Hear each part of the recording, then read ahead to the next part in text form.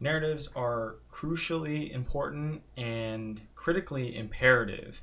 Now, Thorne might argue that narratives are bad with the show Narrative Wake and how he tries to destroy them, but you'd think him covering history would make his perspective past tense woke. Anyways, this doesn't mean that narratives are incorrect because narratives are set up to tell a story, but stories aren't necessarily untrue. It could be a true story. That doesn't mean just because you're using the word narrative, suddenly you're concocting something that is fictitious, right? And so narratives are important to the scene because it gives you context for why something happened, or why something exists within the scene. Maybe why a player is good within the scene, or why this team is good, or why a team is bad, right? It doesn't always have to be positive. Now, sometimes it can get out of hand though, because you look at when Doublelift was robbed of MVP in Summer Split 2016. Obviously, that kind of narrative, or maybe the stipulation that Bjergsen always has to win MVP for some fucking reason, it just ended up perpetuating itself further and further. And it's like, well, who do we give MVP to? Let's just give it to Bjergsen. I check that box every split, so I'm going to check it again as well too. And then with them being on the same team, that also doesn't help because it's more difficult to determine who deserves more credit within a team. Is it, one person or another? They're kind of competing against each other and also stealing votes. And then you have Jensen, who was robbed in 2017 for MVP Spring Split. And that one, it was pretty split. A lot of the fans and a lot of the media and also broadcasts were saying that Bjergsen kind of deserved it, but so did Jensen, who was like up and coming, and he was full into his swing of solo carry, which I think he fucking deserved that. I think he deserved MVP wholeheartedly. I thought he blew Bjergsen out of the water, especially when it's considered as context with stats. But speaking of stats, they require context, and you can't just insistently read out stats and just say, okay, well, this person is better because they have a higher KDA, they have more DPM, they have more wards placed, all these other things. Stats are clues which give you this context, but then you need to fill that out. It needs to be fleshed out further. It's a good baseline to kind of knock away the non-contenders and just be like, well, your stats are nowhere near good enough to compete with these other guys, so I obviously can't choose you, right?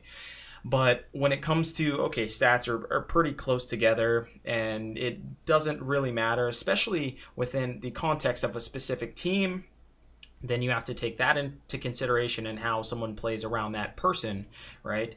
So when you're just looking at purely stats, that's not the way to do an MVP, or to be critical about how a person is performing at a very, very high level. And if you were to just do it with stats, then we might as well just have robots do the awards, right? We might as well just have robots do the broadcast. And I made an article about that, talking about Riot bias, and there just seeming to be a disconnect with the fans, and how Riot projects themselves when they tell storylines or when they give their opinion, because it seems overly biased to the fans' perspective. And so the recent thread about haters going on against Bjergsen, and the broadcast not necessarily calling him bad or calling him out for his level of play. You look at the context of Bjergsen's entire career. Like, I don't think that you can say this guy is a bad player, or even that he's a mediocre or okay player. No, he is a very, very good player. 4-time MVP in NALCS. He's arguably the best mid laner in LCS, and most certainly the best mid laner ever to exist in LCS history. So when you take all that context, when you take all that history into consideration, it has a certain amount of weight to it that you need to give it. You can't just count him out whenever you're talking about some of the best players within the league. Now, you're saying maybe, well, if you just isolate his play from one split, he's not that good. That's just like saying that you need no context for how a person is playing, especially with new players on his team. Obviously, he has an entire new team built around him, so he's not going to function the same that he did before. And not only that, but it seems like many people are trying to compare his old play versus his current play. And that's also unfair to say too, because now he's just competing against himself, right? You're just saying, well, he's not the level that he used to be, which may or may not be true. Like I would say if you're taking into consideration or not taking into consideration his new environment, then yeah, he really isn't playing up to par. But when you consider all the elements that are going on and how someone else would do within a similar environment, I'd say he's doing pretty fucking good.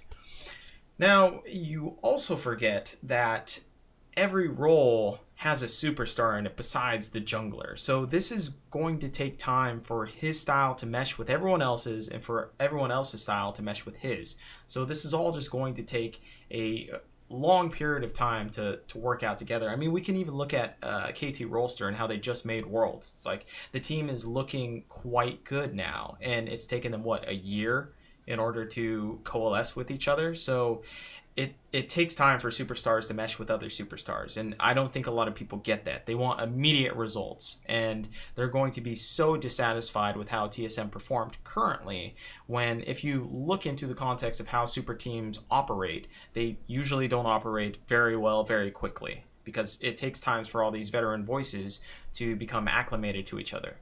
And that's not to say that they shouldn't have made Worlds, or that they should be looking as bad as they are. Like, I will say that that part is true, but I still don't believe them to be like this team that is crushing everyone, that is crushing Team Liquid or Cloud9. No, I think it's a little bit unreasonable to say that too. So overall, I think narratives are imperatives, and people should take narratives as a context. And what rubs people the wrong way, it seems, is that a person giving you a narrative, oftentimes it will feel as though they're forcing their opinion upon you, right? So that the broadcast is forcing this opinion upon you and saying, this is what's true, this is what's correct. And no one likes to be told what is correct and what's not correct. You'd like to decide that for yourself, right? Well, that's the tricky thing with weaving a narrative correctly, is that you need to be able to tell someone a storyline or a narrative and give them a certain amount of context, but also leave things out to where they can decide for themselves, and also believe, this is the key word though, believe that they thought of it themselves and not that you were actually giving them correct information. And so when you end up being like too pushy or too oppressive with your opinions, then suddenly it's just, okay, well now you're just trying to force this upon me instead of me coming to my own conclusion, which then maybe you could fault Riot for.